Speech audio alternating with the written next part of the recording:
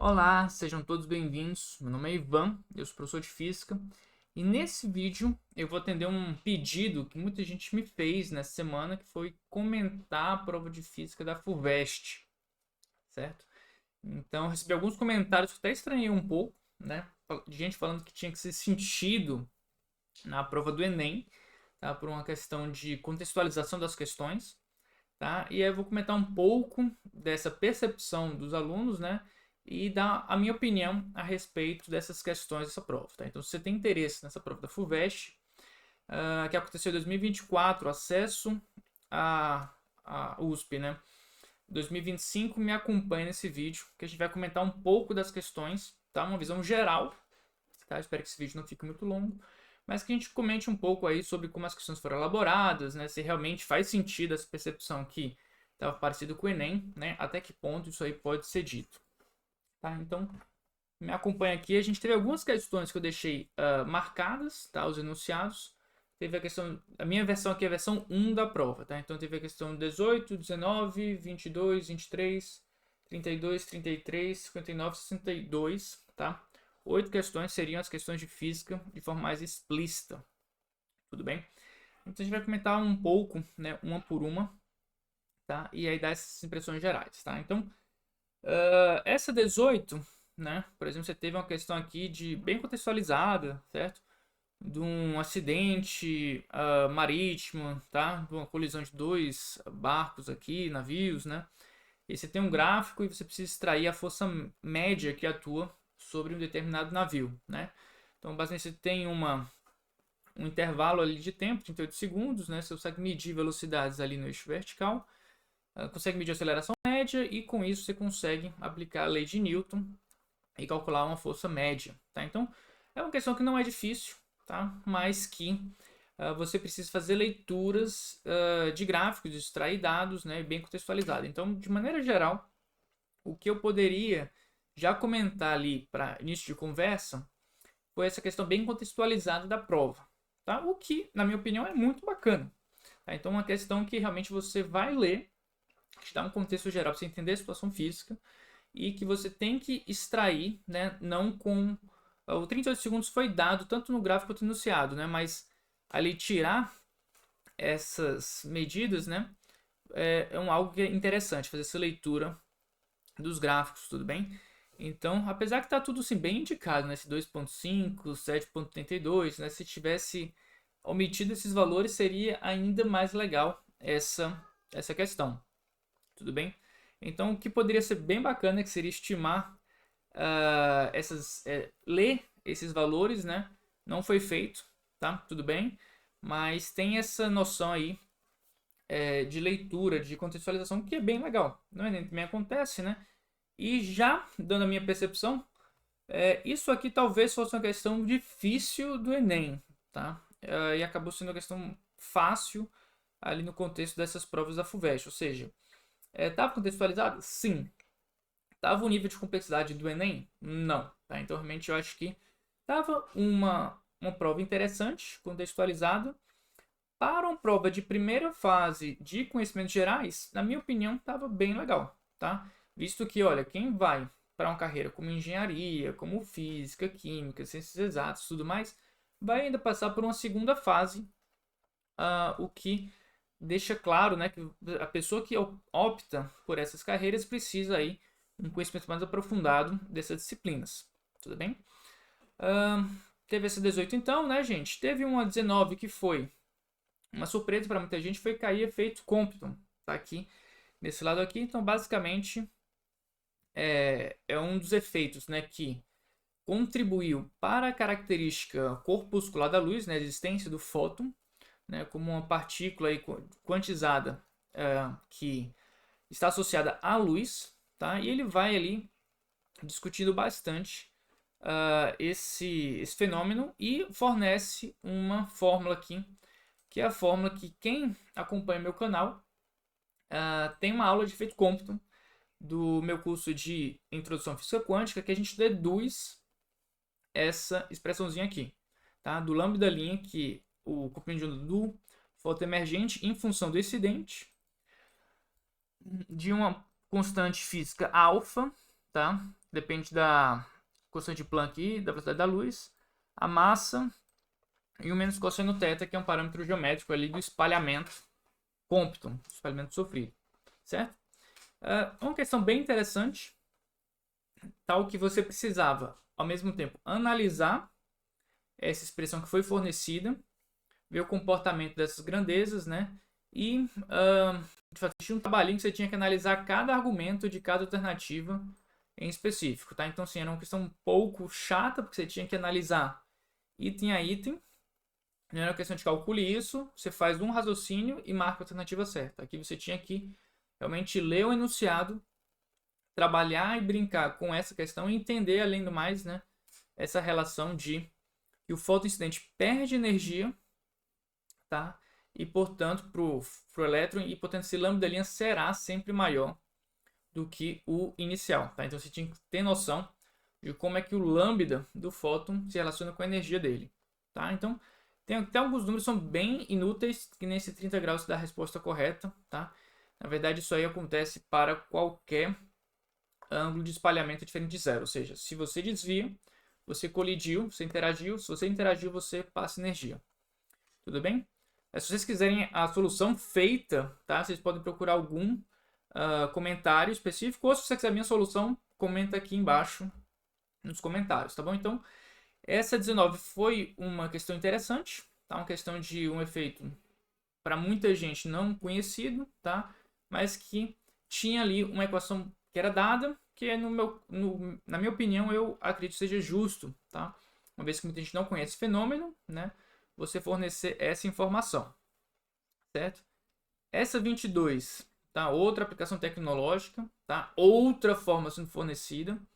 Esse seno de θ limite, né? Isso aqui no caso é uma questão de óptica sobre reflexão total.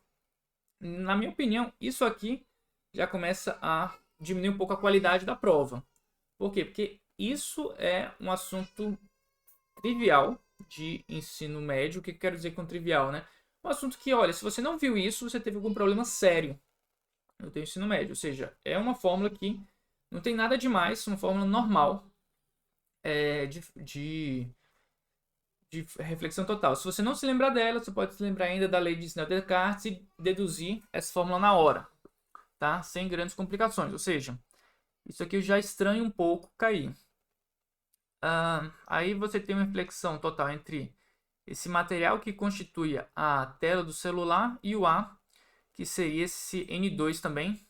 De novo, o N2 completamente inútil para a solução da questão. Ou seja, me parece que a FUVEST ela passa a dar mais dados do que os estritamente necessários para a solução da questão, o que, na minha opinião, é uma estratégia interessante, certo?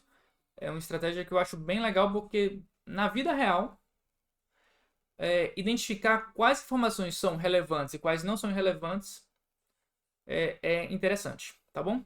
Mas, de maneira geral, se você soubesse bastante esse assunto, você saberia que reflexão total acontece sempre da passagem do meio mais refringente para o menos refringente, tá? Então, esse fenômeno acontece pelo fato do material que constitui a tela ser mais refringente, ou seja, ter um índice de refração maior do que o A, e quanto maior, mais esse fenômeno acontece. Ou seja, de cara você poderia ali já marcar essa alternativa E, tá? Material E, tá? Então, realmente era um aqui, tinha, vamos dizer, essa fraqueza, se você identificasse isso aí, né? Teria que ser um dos extremos, então A ou B de cara, tá? E se você soubesse um pouquinho de reflexão total, você já saberia que tem que ser mais refringente o E, tá? Esse aqui chega num ponto que ele é menos refringente que o outro, tá? Então, realmente, isso aí nem acontece, reflexão total aqui.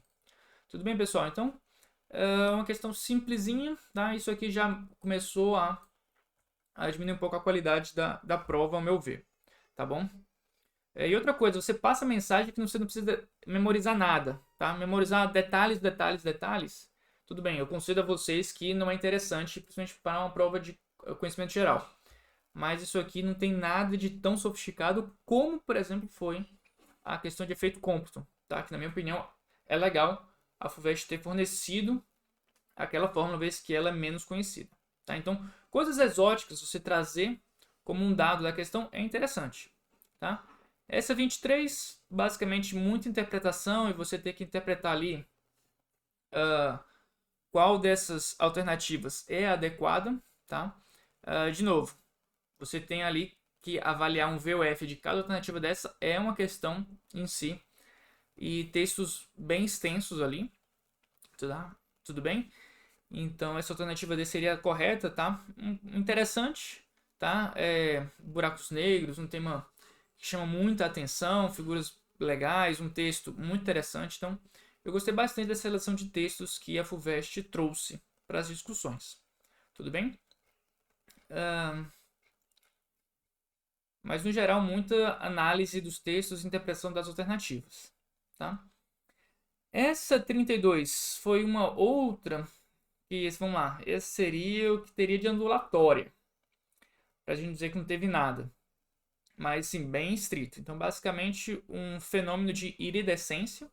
Quem me segue no Instagram já me viu falando desse fenômeno, porque ele acontece nessas borboletas e também acontece em alguns beija-flores, tá? Então, aquela cor tão colorida dos beija-flores, aquelas cores vivas, vermelhas, azuis. Às vezes tem uns pássaros, né? E essa borboleta também, que a cor muda de acordo de onde você vê ela, tá? O animal, o bicho, muda, o que dá um efeito assim bem bonito, tá? E basicamente de onde é que surge esse efeito, né? Aí ele perguntou nada de muito detalhista, né? Mas basicamente, olha, quais são os fenômenos envolvidos? Então, reflexão da luz bater no animal e ser refletida. E 2, interferência. Por causa de microestruturas na asa ou na pena, né, você consegue gerar efeitos de interferência para determinadas cores e outras não. O que faz com que cores apareçam e desapareçam com respeito aos diferentes ângulos de vista, o que causa esse efeito de iridescência. Tá? Então, um fenômeno muito bonito que você tinha que basicamente entender de forma superficial o fenômeno, identificar o que importa para que ele ocorresse. Tá? Então a questão também era fácil, mas que eu acho que pela beleza do fenômeno interessante ali para um prova de conhecimentos gerais. Mas de novo, também é uma questão bem imediata, tá? Que você precisa basicamente entender o que está acontecendo ali. Essa 36, uma outra questão ali de análise de dados, basicamente essa aqui, na minha opinião, uma vez que já tinha aquela 18, gente, do navio, é uma questão que para mim não agregou tanto, certo? Minha opinião, realmente, você já teve uma coisa com uma cinemática, uma leitura de gráficos ali, que para minha opinião aquela questão era até melhor do que essa aqui. Eu cobraria um outro assunto ao invés desse assunto dessa questão 33, certo? Mas tem uma questão assim, bem tranquilinha de análise desse movimento aqui do pica-pau, de estimar essa aceleração. Então, basicamente, fazendo meio que uma conta reversa do que foi feito nesse artigo aqui da Physics Today, tá bom? Mas eu acho que é interessante trazer essas referências científicas e para uma prova, tá? Isso aí eu acho que foi interessante, tá? Deixa eu ver se tem mais outra. Tem sim. Lá na frente vai ter... Deixa eu correr aqui. Vai aparecer lá no 59. 59 agora uma outra. Foi ela embaralha os assuntos diferentes. Então você fez algumas de física e agora você passa outras matérias, vai aparecer uma de física lá depois na 59, certo? Agora já foi uma de dilatação térmica, tá? E basicamente você tinha que analisar a dilatação térmica do polietileno, do cobre e do alumínio e fazer identificar qual que é a alternativa correta a partir deste gráfico aqui. Tudo bem? Também é uma questão tranquila. E outra coisa que, de novo, aparece e que eu estranho um pouco é você ter que trazer essa equação aqui para a prova, né? Esse ΔL, alfa, L0, T menos T0, que é uma equação trivial de dilatação térmica, tá? Se você não entende ela, você não entendeu nada do assunto, tá? E não é uma equação difícil de memorizar. Então, basicamente, isso aí é um coeficiente de proporcionalidade, que é o alfa, e duas proporções, da variação de comprimento com o comprimento total, L0, e da variação de comprimento com a temperatura. Ou seja, é uma questão que é conhecida, é uma questão que ela é fácil de ser lembrada, certo? De ser deduzida na hora. E que ela pode ser, inclusive, deduzida do próprio comportamento linear desses gráficos. Então, também é uma outra fórmula que foi dada que, na minha opinião, empobrece a capacidade dessa questão de discriminar entre bons e maus candidatos a uma vaga na universidade de relevância como é a USP. Tá bom, gente? Então, essa aqui também foi uma questão que me chamou atenção, né? Mas que sou bem tranquilo de análise de dados, tá bom? Dados daqui desse gráfico aqui, certo?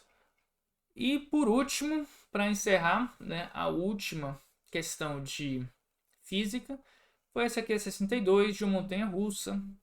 Aí, de novo, alguns dados que são irrelevantes, né? Aqui 90 graus e tal. Mas basicamente você tem aqui uma conversão de energia potencial. Está lá no topo da montanha-russa. Aí ele vai cair bruscamente. E lá embaixo tem uma velocidade de 30 metros por segundo. Certo? E aí ele dá uma massa de 300 kg e ele pergunta qual que é a energia mecânica dissipada. Basicamente você precisa fazer o MGH, calcula a energia total, calcula a energia cinética, mv² sobre 2, aqui embaixo. E essa diferença vai ser energia dissipada. Então é uma questão simples, sem grandes complicações, mas com um texto que você tinha que entender a situação física no geral e fazer uma conta bem breve. Tudo bem? De novo, uma coisa que você pode falar assim, professor, me senti no Enem. Cara, legal, é uma prova contextualizada, ok. Porém, o nível das questões, elas exigiam conhecimento de física. Tá? Coisa que o Enem chega num nível que está ficando basicamente interpretação de texto e interpretação de figuras, interpretação assim, geométrica elementar. Essas questões, em geral, estão contextualizadas? Sim. Porém, elas têm ou algum tipo de conta mais sofisticada aqui ainda, né? Ou uma análise de gráfico um pouco mais elaborada, ou mesmo as alternativas são mais elaboradas do que as que costumam aparecer no Enem, tá? Então, de fato, o nível está maior do que o Enem, sim. No geral, algo como essa aqui, você tem ainda algumas contas que você tem que fazer, as alternativas mais elaboradas também, certo? Mas, se você olhar no aspecto de contextualização das questões, de fato, isso aí veio bem forte nessa prova da FUVEST. Tudo bem, gente? Então, esses são os meus comentários. Tá? Espero que você tenha gostado desse vídeo. Se você gostou, comenta aqui embaixo, tá? Para me fazer entender que vocês apreciam esse tipo de conteúdo. Se você fez a prova e tem algum outro comentário, também deixa aqui embaixo. Vou ficar feliz em receber essa percepção de vocês dessa prova. Tá bom, gente? Então, um forte abraço e a gente se vê no próximo vídeo. Até mais!